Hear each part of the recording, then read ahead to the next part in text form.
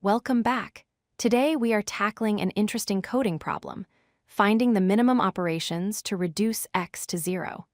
This is a classic question often found in technical interviews involving arrays and optimization. Let's first understand the rules. You are given an array of numbers and a target value, x in one move. You can remove a number from either the far left or the far right end of the array. The value you remove is subtracted from x. The goal is to make x exactly 0 using the fewest number of moves possible. Here is a simple example. If x is 5 and we have the array 1, 1, 4, 2, 3, we could pick the 1 from the left and the 3 from the right, but that only sums to 4. If we instead pick the 3 from the right and then the 2 from the right, they sum to 5. This takes 2 moves. We want to find the minimum moves required. Trying to decide whether to pick from the left or right at every step is complicated. There is a smarter way. Instead of thinking about what to remove from the ends, think about what stays in the middle.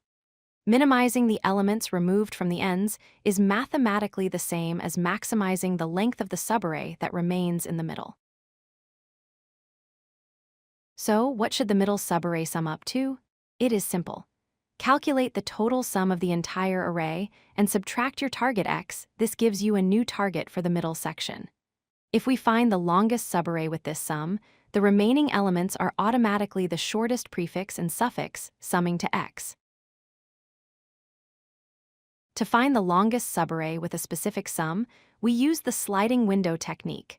We maintain a window defined by a left pointer and a right pointer. As we move across the array, this window expands and contracts to search for our target, sum efficiently. We start with both pointers at the beginning. We iterate using the right pointer, adding each new number to our current sum. This represents expanding our window to the right to include more elements. Whenever our current sum becomes larger than our target, we know the window is too heavy. We must shrink it from the left. We subtract the number at the left pointer and move the left pointer forward.